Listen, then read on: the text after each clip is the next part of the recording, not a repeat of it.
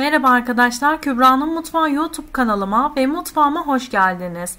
Bugün sizlere kafelerde en çok satılan harika bir tatlı tarifim var. Sizler de evde bu şekilde hazırlayıp tüketebileceğiniz harika bir tatlı oldu arkadaşlar. Lezzetine doyum olmayan bir tatlı. O kadar para vermeden kendiniz hazırlayabileceğiniz harika bir tatlı. Hemen tarifimin yapımına geçmek istiyorum. İlk olarak kremamı hazırlıyorum. Bunun için uygun bir tenceremin içerisine 3 yemek kaşığı nişasta, 4 yemek kaşığı un ve 1 su bardağı toz şekerimi alıyorum. İlk etapta kuru malzemelerimi güzel bir şekilde karıştırıyorum. Daha sonra içerisine 1 litre sütümü ekliyorum ve aynı şekilde karıştırmaya devam ediyorum. 1 adet yumurta sarısı da kullandım. Sütümü ve 1 adet yumurta sarımı ekledikten sonra karıştırmaya devam ediyorum. Ocağımın altını açıyorum ve orta ateşte sürekli karıştırarak kaynayıp koyulaşana kadar kremamı pişiriyorum.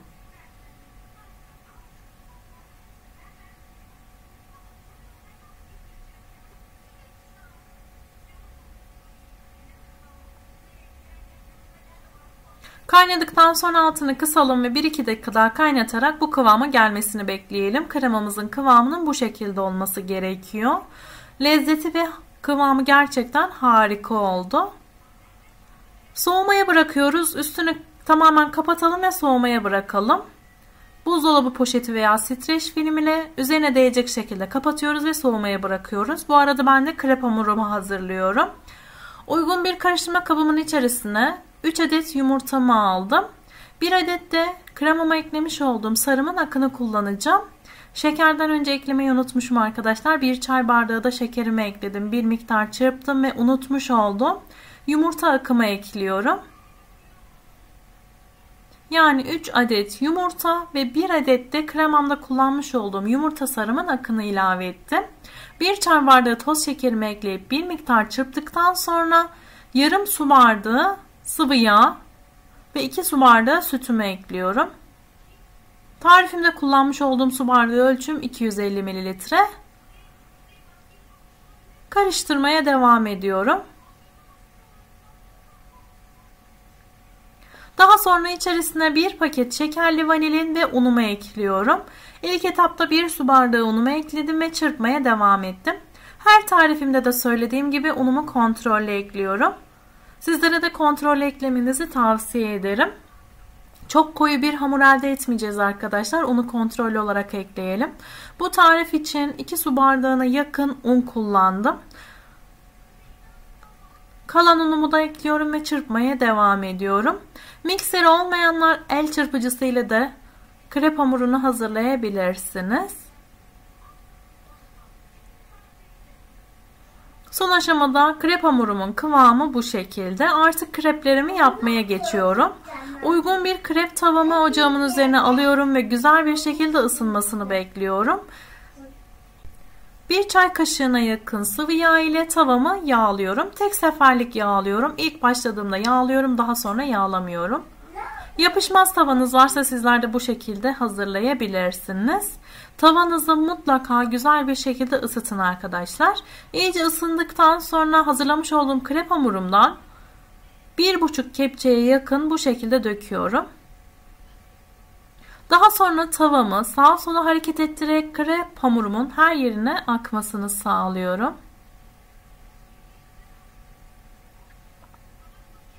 Tatlıları daha küçük veya daha büyük de hazırlayabilirsiniz krep tavanıza göre. Üst kısmını da kısık ateşte pişirdiğimizde bu şekilde pişiyor arkadaşlar. Bu şekilde olduktan sonra ters çeviriyorum. Diğer kısmını fazla pişirmiyorum. Renginin açık kalmasını istediğim için. Spatula ile sağa sola bu şekilde çevirerek çok az bir miktarda bu kısmını pişiriyorum. Daha sonra ocağımın üzerinden alıyorum. Bütün krep hamurlarım bitene kadar bu şekilde pişirip hazırlamaya devam ediyorum. Bu tariften toplamda 12 adet krep çıktı arkadaşlar. 12 adet tatlı elde ettim. Bu şekilde olduktan sonra alıyorum. Hatta bu kadar bile kızartmanıza gerek yok. Çevirdikten sonra 1-2 dakika ocağınızda tutup alabilirsiniz. Kreplerim ve kremam tamamen soğuduktan sonra yapım aşamasına geçiyorum. Kremanızın tamamen soğumuş olması gerekiyor. Tamamen soğumuş olan kremamın içerisine bir paket şekerli vanilin ekliyorum ve mikserimle güzelce çırpıyorum. Mikseriniz yoksa el çırpıcısıyla da hazırlayabilirsiniz. Kıvamının pürüzsüz ve bu şekilde olması gerekiyor. Bu aşamadan sonra sıkma torbamın içerisine koydum ve tatlılarımın yapım aşamasına geçtim. Arka kısmını krebimin servis tabağımın içerisine alıyorum ve hazırlamış olduğum kremamdan sıkıyorum. İçerisine muz parçalarımdan ekledikten sonra kenarlarından sıkı bir şekilde kapatıp sarıyorum. Bütün kreplerimi aynı şekilde sarmaya devam ediyorum. İç kısmı için farklı meyveler de kullanabilirsiniz. Ben muz kullanmayı tercih ettim. Hazırlaması sadece bu kadardı arkadaşlar. Gerçekten çok kolay bir şekilde hazırlayabilirsiniz ve lezzeti harika oluyor. Bütün hepsini hazırladıktan sonra borcamın içerisine koydum ve buzdolabıma koyarak en az 1 saat kadar buzdolabımda dinlendiriyorum. Vaktiniz yoksa üst kısmını süsleyip direkt serviste yapabilirsiniz arkadaşlar. Dinlendirdiğinizde lezzeti daha güzel oluyor. Üst kısmını süslemek için de sütlü çikolata ve beyaz çikolata kullanacağım. Sütlü çikolatamı benmari usulü eritiyorum. Eritmiş olduğum çikolatamı tatlılarımın üzerine bu şekilde gezdiriyorum. 100 gram kadar sütlü çikolatamı benmari usulü erittim. İçerisine 1 yemek kaşığı sıvı yağımı ekleyip karıştırdım. İsterseniz bu kısımda çikolata sosu da kullanabilirsiniz arkadaşlar. Daha sonra 60 gram kadar da beyaz çikolatamı eritip üst kısmına bu şekilde gezdirmeye devam ettim.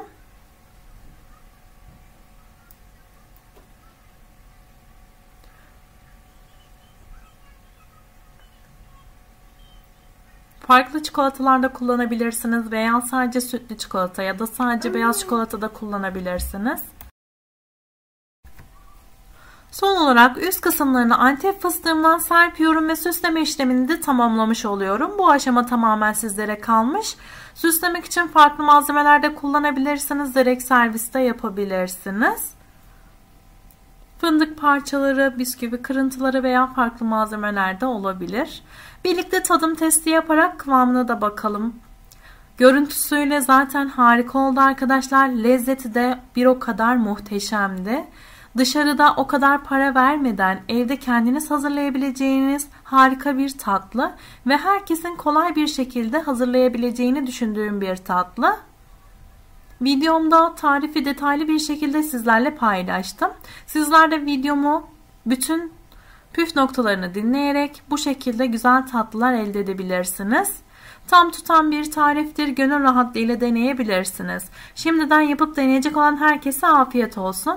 Kanalıma abone olmayı ve yeni gelecek olan videolarımdan ilk siz haberdar olmak için zil sesinizi açmayı unutmayın. Instagram sayfamdan beni takip ederek ve tariflerimi beğeniyorsanız beğenip yorum yaparak da beni destekleyebilirsiniz. Bir sonraki videomda görüşmek üzere. Hoşça kalın.